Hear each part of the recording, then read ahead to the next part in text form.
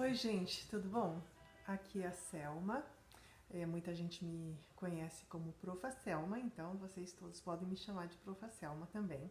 E eu estou aqui para dar algumas dicas para vocês de inglês, para vocês aprenderem a pronunciar melhor, a usar os termos corretos e tudo isso, ok? E na aulinha de hoje a gente vai começar por algumas coisas bem simples, corriqueiras, que vocês podem estar usando no dia a dia, como por exemplo, estar compartilhando endereço de e-mail, né?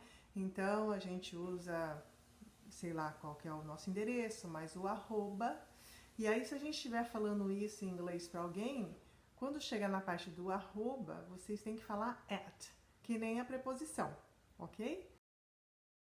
Outra coisa que eu queria, outra dica que eu gostaria de dar para vocês é o fato da gente ter a mania de ficar falando, às vezes, tá bom, sabe, né? Aí assim as palavras, as pessoas falam you know, sabe disso, né?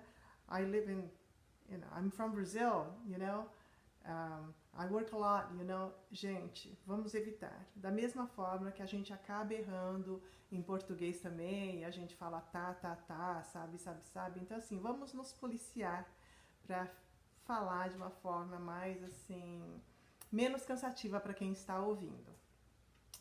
Aí, também tem uma outra dica, né, quando a gente tá falando assim, mesmo, não acredito, né? Aí a gente acaba traduzindo mais ou menos literalmente do português e acaba saindo assim, I don't believe. Mas em inglês a gente precisa usar o pronome do objeto no final dessa expressão, que é o it. Então, o correto é falar I don't believe it, I don't believe it, ok? Não vai só falar I don't believe e acabar a frase no verbo, porque daí fica incorreto, ok? E eu queria também falar para vocês que tem duas palavrinhas aqui que vocês já conhecem, quase certeza disso. Uma delas é interesting, né, que vocês traduzem do interessante, certo? E a outra seria different, que é diferente.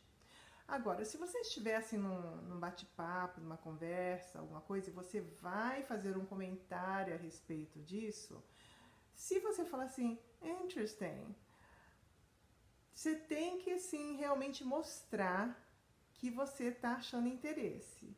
Caso contrário, em inglês acaba sendo aquela coisa que o pessoal fala quando não sabe o que falar, entendeu? Não tem um comentário positivo, então acabam falando assim, interesting, mas na verdade não estão achando nem um pouco interessante. Então a outra palavra seria o different, que é você fala assim, diferente, né? Mas às vezes no português pode ter uma conotação positiva. Agora no inglês meio que não. Se você falar assim different, meio que é uma conotação mais para negativa. Então vamos evitar esses dois termos, interesting e different, a não ser que a gente realmente queira dizer isso, ok? E outra coisa, também vamos pensar em falar quando a gente quer dizer que alguma coisa assim aconteceu continuamente e tal. Então, a maneira correta é de falar non-stop, tá? Então, assim, não parei, continuei fazendo.